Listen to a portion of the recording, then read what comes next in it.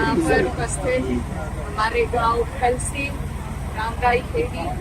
भालू और आसपास के इलाके के आए हुए सभी हमारे जिम्मेदार किसान, बुजुर्ग भाई, हमारे पत्रकार बंधु और माननीय अखिलेश यादव जी के आदेश पर यहाँ पर आपके बीच में पार्टी के सभी जिम्मेदार लोग जो यहाँ हम इकट्ठे डेलीगेशन के रूप में आए हैं, उन सब की तरफ से मैं आपको हाथ जोड़कर प्रणाम करती हूँ, सलाम करती हूँ। आज यहाँ पर हम, क्योंकि ये राजनीतिक करना आपका है, तो हम यहाँ पर सिर्फ आपका सहयोग करने, आपका समर्थन करने, आपकी हिम्मत बढ़ाने, हौसला अफजाई करने के लिए और आपकी मांगे सुनकर उनको जो भी, जैसा शाहनवाज भाई ने कहा कि यहाँ पर लगभग चारों सदन के सदस्य मौजूद थे और हमारे माननीय राष्ट्रीय अध्यक्ष जी हैं, जो भी आपकी समस्या है उसको हम सभी लोग मिलजुल कर अपने अपने सदन में उठाने का काम करेंगे। सबसे पहले तो मैं आप सभी का धन्यवाद देना चाहती हूँ और आपकी हिम्मत को सलाम करना चाहती हूँ कि आप लोग यहाँ अपनी ही जमीन के लिए किस तरीके से आपको हटाया गया और आज आपको मुआवजा भी नहीं मिल रहा है, आपको लड़ाई लड़नी पड़ रही है। ये बहुत अफसोस की बात है। हम लोग लगातार अपने जिले में भी यही जो हाईवे है, कल जो शामली के कुछ किसान हैं उनसे भी मैं मिली थी, वहाँ पर सर्कल रेट की समस्या, मैं तहसीलदार साहब को कहना चाहती हूँ क्योंकि ये प्रशासन की तरफ से आए हैं, तो इन्हें मैं बताना चाहती हूँ कि अगर आप किसान की पीड़ा को समझेंगे तो इनका पालन पोषण सिर्फ जमीन के माध्यम से हो पाता है। 14 दिन का पेमेंट नीले नहीं टाइम पर कर पाती है। सरकार को सिर्फ 2-3 चीजें ऐसी करनी है जिससे हमारे किसानों का भला हो सके, और ये जो सरकार है इसके पास कमी किसी चीज की नहीं है। ये बड़े बड़े हाईवे बनाने के लिए इनके पास पैसे हैं, जो उद्योगपति है उनके 60-60 लाख करोड़ इनका कर्जा माफ करने के लिए इनके पास पैसे हैं, लेकिन आपके लिए ये सरकार कुछ करना नहीं चाहती है। तो ये इनकी नीयत में दोष है और इसको हमें समझना जरूरी है। वैसे तो मैं आप सबको भी धन्यवाद देना चाहती हूँ कि सहारनपुर मंडल में आपने इस सरकार को हराने का काम किया, इसके लिए आप सबका धन्यवाद। और अब जरूरत यही है, ये वैसे राजनीतिक करना है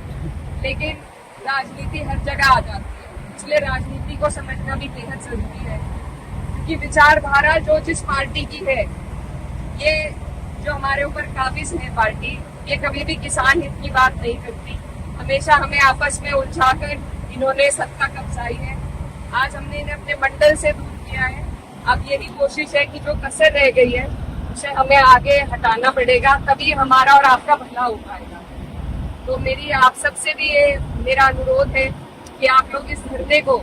भारतीय किसान यूनियन का यहाँ पर जो सक्रिय ये धरना चल रहा है, हमारे जिले में बहुत सक्रिय है भारतीय किसान यूनियन, और आज मुझे बहुत खुशी हुई कि मेरे पिताजी शामली जिले में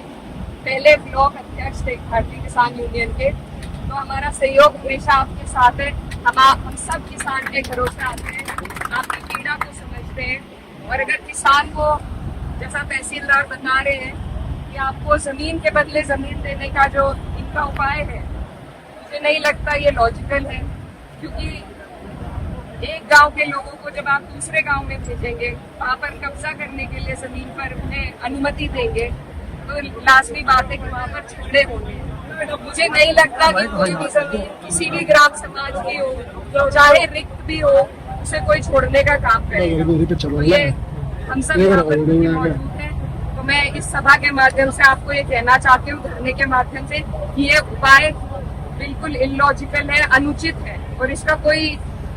फायदा हमारे लोगों को, हमारे किसानों को नहीं होगा। तो इसीलिए आपसे मेरी ये गुजारिश है कि जिस तरीके से ये अपनी जमीन को बोते आ रहे थे, उसका फायदा उठाते आ रहे थे, आज हाईवे बनाने के लिए, और ये भी बहुत सही बात कही थी सुजिन भाई ने,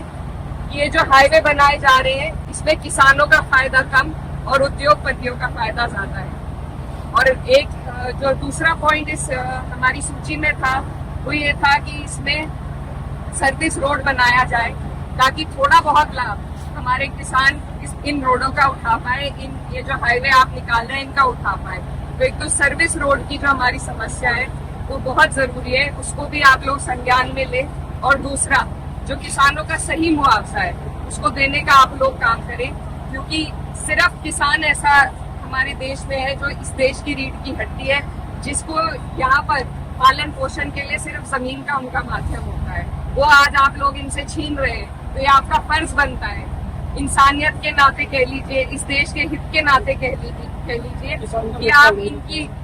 आप इनकी पीड़ा को समझें, इनकी मुसीबत को समझें और इनके लिए अपनी रिपोर्ट में इनका पक्ष रखकर आप अपने अधिकारियों से इनके लिए बात करें। और आप सबके बीच में, क्योंकि मैं खुद एक किसान की बेटी हूँ और यहाँ पर सभी लोग किसान परिवार से आते हैं, तो मैं आपको आश्वासन देना चाहती हूँ कि आपकी ये जो समस्या है, इसको हम संसद में,